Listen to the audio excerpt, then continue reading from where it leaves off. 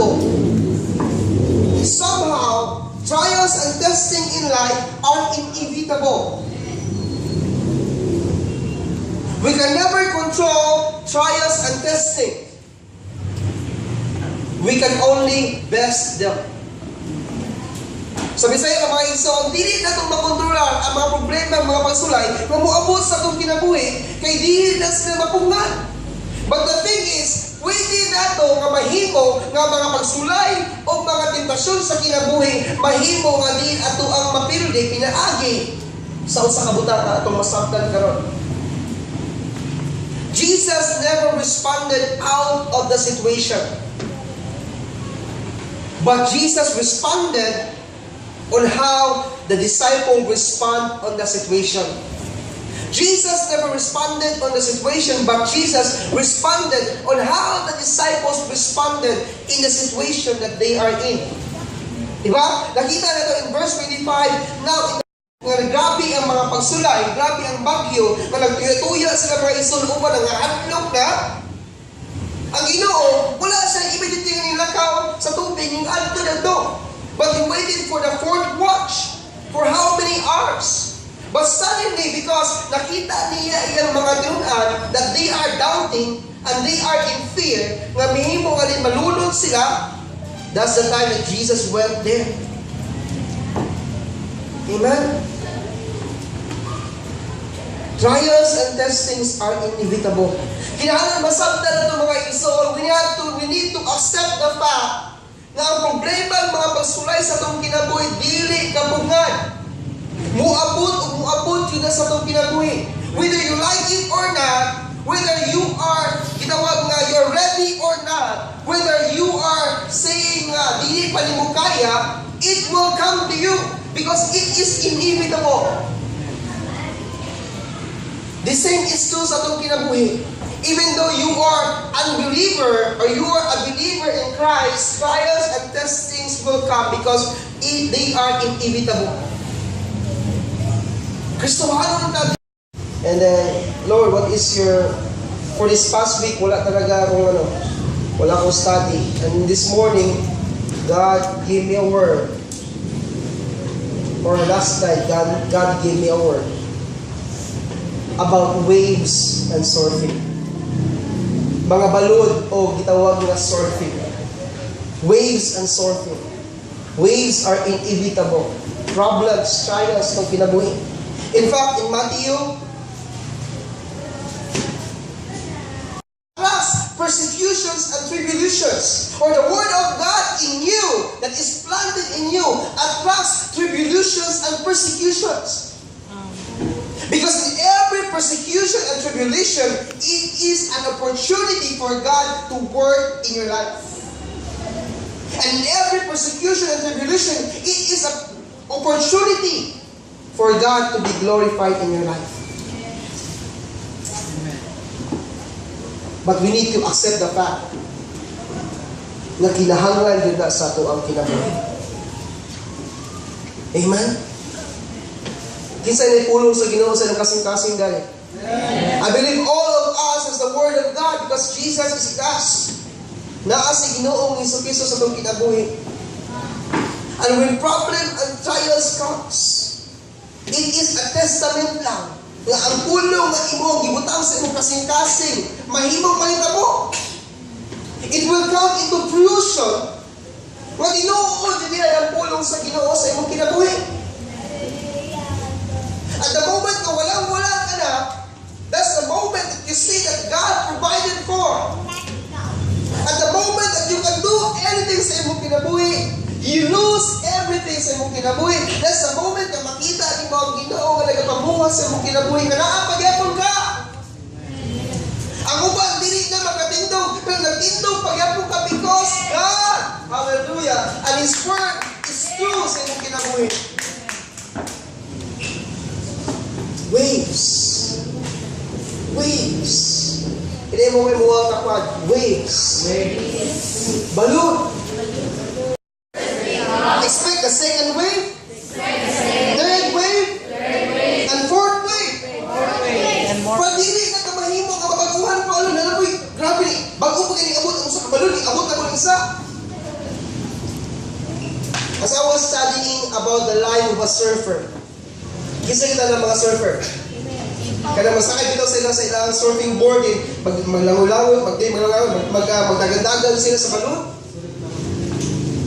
What they knew is that when they see a first wave, there will come second, third, and fourth wave. Kung naalagay ko sa kapalod, gani nga mo, mapakita na gani, naalagay mo sunod nga kaduha, ikatulog, ikaupat. So dapat dili na ka mabaguhan igsoon when you encounter a first wave in serving the Lord, there is a second, third, and fourth. Waves come by group. Hindi mo tapan, waves comes by group. Waves comes by group. Hallelujah.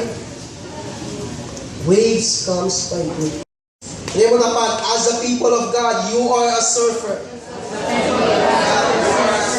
And you have a surfing board. And the surfing board is Jesus. Hallelujah.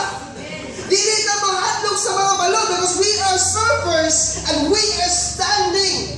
We are standing on the surfing board, which is Jesus. And you will never be drowned. You will never die in the waves because your surfing board is Jesus. He is the rock in which you stand. Amen. Amen. We are surfers. Surfers never die in the waves. Surfers rides the waves. Hallelujah. Hindi mo tapag mga ison, surfers never die in the waves. Surfers rides the waves. Hallelujah. That we need to understand, as a surfer, in order for him to stick in his surfing board, he needs to tie his leg to the surfing board. Kung wala mo kitang surfer mga igsoon, kung naasa sa surfing board, dako mo na yourself with the surfing board, which is Jesus, so that the waves comes mga igsoon, you will never ever lose because you are always connected with the source, with the rock on you will stand, which is Jesus. Amen. Hallelujah. The waves cannot defeat you. Big waves cannot defeat you. Big waves cannot kill you. Big waves cannot destroy you because you are with Jesus. Amen. Amen. Amen. Hallelujah. And also mga igsoon, you need to know that surfers knows when the waves come. Surfers are expert of knowing when the waves come. The same is true with our life. We need to be vigilant and expert when is the problem and trials gonna come sa atong kinabuhi. So that we di na mapagkuhan, di na matingala, we are ready. Surfers are ready when the waves come. And when the waves come, they will paddle out to the waves and they will ride the waves of life. Kaya ibaluta ang moabot yung mga pasulay o problema sa itong kinabuhi tungkol sa pulong sa Ginoo nga naa sa itong kasing-kasing, kinahanglan ibalupot ang anus among abot para dili ta matingala, dili ta mamagkuhan o mahimo ta nga diin preparado sa pagsakay sa surfing board padulong na itong mga igsoon sa lagko kabalod sa itong kinabuhi. You know what? Your spirit, the Spirit of God in you discerns when is the wave coming sa imong kinabuhi. Amen. Iyang giguba mga igsoon ang impossible. He was able to walk in water. The same is true in our lives. Jesus doesn't want you to ride only small waves. The Lord wants you to ride the biggest waves sa imong kinabuhi, and still you are riding the waves sa imong kinabuhi. Amen? Di lang gamay ka mga problema mga iso ng gusto sa Ginoo nga imuhang masakayan. Gusto sa Ginoo nga ma-eksperto ka sa pagsakay sa mga dagkong balod. Problema sa imuhang kinabuhi. Kanang problema nga makakita ka, hadlong ka na kanisod na kayo, di na makakaya mo lang, mautang din ko sa pangalaga ni mo Lord, di na makakaya mo lang palumos sa Diyos ko. But the same is true. If you are always tied up to the surfboard, which is Jesus, waves can never, ever destroy you. Dili ka mapildi sa mga balod sa imong kinabuhi. Hallelujah. To try to put fear and discouragement sa tagsa-tagsa sa atong kinabuhi. Remember, sa usa ka grupo, sa usa ka army, kung ang ilahang leader naadi adto, malipayon ka ilang mga kasagaluhan nga diin mulusog, making-away. Pero kung wala ang leader, sa may tamo, murag malose heart sila, and then retreat sila. The same is true in our lives, mga ison. Each and every one of us in the kingdom of God are leaders, and we need to show up. Inahalan, mapakita ka. All of us needs to show up. Dili pwede nga naay mo absent. Sa panahon nga dako na kay ang balod sa kinabuhi, dili pwede ang usa ka leader nga mo absent. Kinahanglan nga diin magpakita ka moral support. You need to show the moral support. You can't rest, mga igsoon, nga mahimo o di ma-discourage ang imuhang mga katawhan. You need to show up. We need to work things out. We need to work. Kinahanglan mo trabaho ta. We need to paddle going to the sea. We need to prepare our body for the test of the waves sa itong kinabuhi. We cannot afford nga diin. Isa na kita surfer dahil nga wala yung 6-pack abs. Or surfer, natambo kayo. Nakukikuan, nakutian ba? Surfer. Mga waves, mga balon sa imong kinabuhi. And you can't afford na wala pagkanay ka nag-aabos sa waves, na lumos na ka, kay ikapoy na ka, kay tambok kayo ka. We need to be spiritually fit, for the waves are coming every time. Amen? You need to be spiritually fit. And to be spiritually fit is eating the pure word of God. No? Para mahimot ang spiritually fit, kinahanglan nga kauno nato ang pulong sa Ginoo, pure nga pulong sa Ginoo. Dili pwede nga we are eating na gitawag nga sugar-coated message. Message nga magkapalami sa imong dalunggan, ay, lamia kay maayo kayo ko, nindog kayo. Or message nga makaingon, wow, lami jud kayo. Ang pagsimbas gamit jud kayo, nindog jud kayo kay grabe kayo, nindog kay mensahe kay nalipay kayo ko, wala ko nasakitan, wala ko naigo, grabe kayo. It will not make you feel. But the thing that will make you fit is like going to the gym. Ang mag-alsa mo, pamaol, pagkakuma, di na ka muadto, kapoy kay pamaol kayo, pero kung dili ka, muadto, kay pamaulan ka, dili yun, mahimong, masakto, mag-physically fit ang imong lawas. The same is true in the kingdom of God. If you're not eating the pure word of God, you will not be able to be spiritually fit for going to the waves of life. Amen? Mga iso, kung gusto kita mas spiritually fit, andam ta nga masakitan sa pulong sa Ginoo. Andam ta nga mahimong ma-correct sa pulong sa Ginoo. Andam ta nga mukaon sa mga tawag nga gahi nga pulong sa Ginoo, gahi nga kami sa pulong sa Ginoo. Amen? And because we are surfers, we need to help out. Kinahanglan ta nga mutapang sa uban. Most in life, mga iso, we think that life is all about competition. But as a kingdom-minded person, mga kanakan sa Ginoo, we are here as a surfer to help everybody out.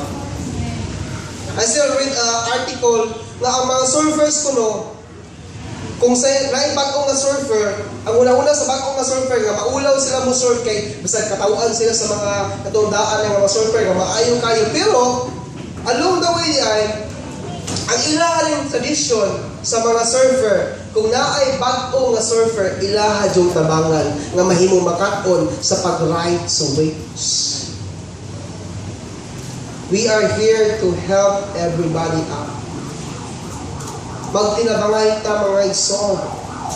Because their principle is, if someone knew how to surf because you taught them, it is the victory of everyone. The same is true sa gingarian sa Ginoo mga igsoon. If someone imong gitabangan, someone you help out in the kingdom of God, and he is victorious sa iyang kinabuhi, everybody is victorious. Because each victory for someone mga igsoon in the kingdom of God is a victory of everyone. Each victory of someone in the kingdom of God is victory for everyone. Ang iyong kadaugan ako. Amen? Kung nagmalipayon ka sa pangalagan mo sa Ginoo, kag i-bless ka sa Ginoo, gitagan ka, grabe kay kadako nga balay, I am victorious too. Kaya naman, isuon na diha sa gingarihan sa Ginoo. If God bless you for a car, I am victorious too because God bless you and you are my brother. I am victorious too because we are one in the kingdom of God. Amen? Dapat niya itong prinsipyo. We need to help each other out dara sa gingharian sa Ginoo. Kinahanglan na mahimo ta nga matudluan. Even expert surfers still accepts accepts kang tawag nga pagtudlo. Teaching. I remember mga ison nga yun sila nga nobody is unteachable. Everybody has a room for improvement. The same is true, mga ison, in the kingdom of God. Everybody has a room for improvement. Dili pwede nga makayon ka nga, I'm already, kaya gitawag kay expert. I'm already unteachable. Everybody must be taught. Matagusa ka nato kinahanglan nga matudluan because there is always a room for improvement.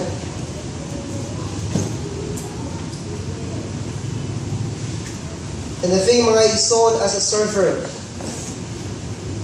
we need to learn that failures are inevitable. As a surfer, failures are inevitable. Dahil usa ka surfer or sa Bisaya mga ison, quitting is not an option. Hinay mo naman, failure is inevitable. But quitting is not an option. The same is so mga surfer. Nag-fail siya. No? Wala siya nag-ride for 6 months. But if he quit, we will be able to ride his first wave on the 6th month. And because if he quit, he was not able to ride one of the biggest waves after 3 years. The same is so in the service in the kingdom of God. As a surfer, we might fail, but we might fail. But if we won't quit, we will be able to have our breakthrough. Amen? Mapakyas man ta. Kaya ang kapakyasan, dili na siya mapungan, apan kung dili ta muunda, madawat na to ang atong kalampusan, ang atong breakthrough, ang atong gitinguha sa tuang kinabuhi. Amen? That's so simple. Simple. Number 1, waves are inevitable. Ang mga problema, mga pagsulay, dili kapungan.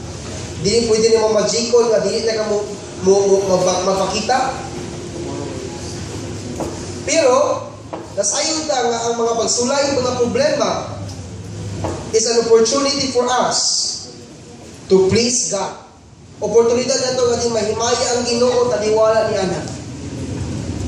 And as a surfer, kinahanglan nga din magpakita ta, mo show up ta, mo trabaho ta, physically fit, spiritually fit, And also, we need to keep up, no? Kinahanglan nga magpadayon ta. And we need to understand na din ang mga kapakyasan, dili na siya mapungan. Apan nasayon ta, kung magpadayon ta mga igsoon, if we continue, we will be able to have our breakthrough. And I believe mga igsoon, this morning,